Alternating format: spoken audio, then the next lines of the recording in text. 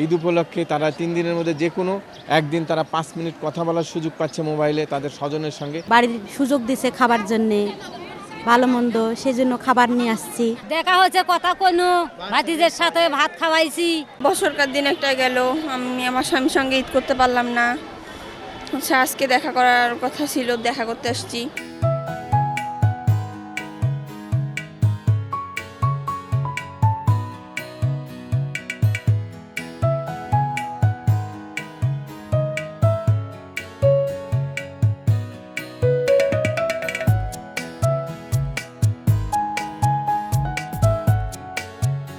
বন্দীরা খুব আনন্দ সহকারে ঈদের উৎসব পালন করছেন।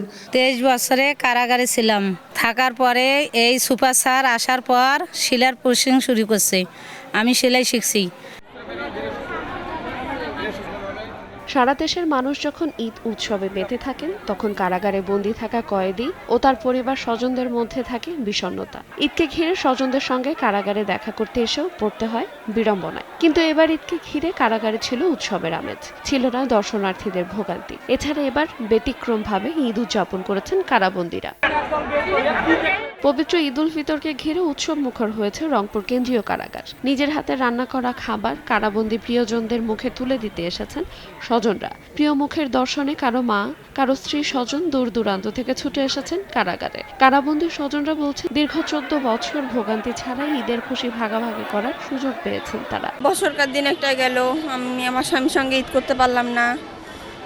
আজকে দেখা করার কথা ছিল, দেখা করতে আসছি। দেখা হচ্ছে কথা কোনো ভাতিজের সাথে ভাত খাওয়াইছি। ভালোই লাগছে, ভিড় একটু মানুষের ভিড়। আগে তো মনে করেন রাস্তায় অনেক লাইন বা সিরিয়াল খাটা থাকতো, আজকে তো এরকম না, খুশির ঠেলা একটু লেট হলেও অনেক সুন্দর আর কি লাগছে আর কি। বাড়ির সুযোগ দিছে খাবার জন্যে, ভালো মন্দ সেজন্য খাবার নিয়ে আসছি। ঈদের তৃতীয় দিন কারাবন্দীদের সঙ্গে দেখা করতে আসা স্বজনদের ফুল দিয়ে বরণ, শিশুদের চিপস চকলেট উপহার দেয়া, বিশুদ্ধ খাবার পানির ব্যবস্থা সহ নানা উদ্যোগ নেওয়া হয়। বন্দী ও তাদের স্বজনদের সঙ্গে সৌহার্দ্যপূর্ণ সম্পর্ক তৈরিতে এমন আয়োজন অব্যাহত রাখার কথা জানিয়েছেন কারা কর্তৃপক্ষ। সব বন্দী তারা সাক্ষাতের সুযোগ পাচ্ছে, তাদের ঈদ উপলক্ষে তারা 3 দিনের মধ্যে যে কোনো একদিন তারা 5 মিনিট কথা বলার সুযোগ পাচ্ছে মোবাইলে তাদের স্বজনের সঙ্গে। আমরা চাচ্ছি যে তাদের সঙ্গে সৌহার্দ্যপূর্ণ সম্পর্কের মাধ্যমে তাদের বন্দির স্বজন এবং বন্দীদের সাথে আমাদের দূরত্বটা ঘুষিয়ে আনা। সে সংশোধনাগার যেন মানুষ বুঝতে পারে আমরা এবারের ঈদে সেটা আমাদের আচরণে প্রকাশ ঘটিয়েছি। এদিকে ঈদ উপলক্ষে নীলফামারী জেলা কারাগার এলাকা জুড়ে ছিল উৎসব মুখর পরিবেশ। কারাগার প্রাঙ্গণ সাজানো হয়েছে বর্ণিল সাজে।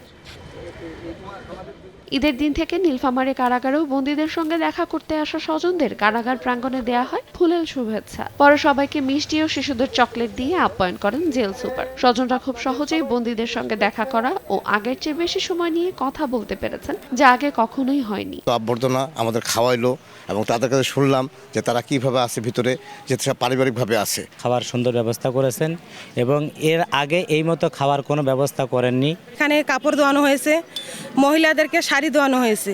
ঈদকে ঘিরে এবার কারামুক্ত বন্দীদের পুনর্বাসনের জন্য দেয়া হয় 2টি ভ্যান ও 3টি সেলাই মেশিন। এছাড়া পুরুষ বন্দীদের 1টি করে লুঙ্গি ও নারীদের 2টি করে শাড়ি দেয়া হয়। 23 বছরে কারাগারে ছিলাম, থাকার পরে এই সুপার স্যার আসার পর সেলাইয়ের প্রশিক্ষণ শুরু করছে।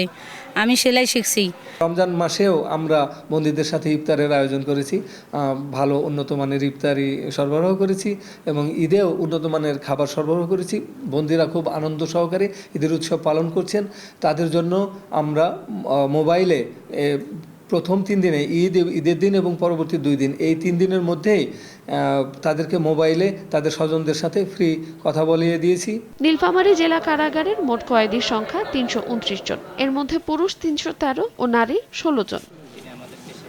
আইরিন আয়াত, সময় সংবাদ।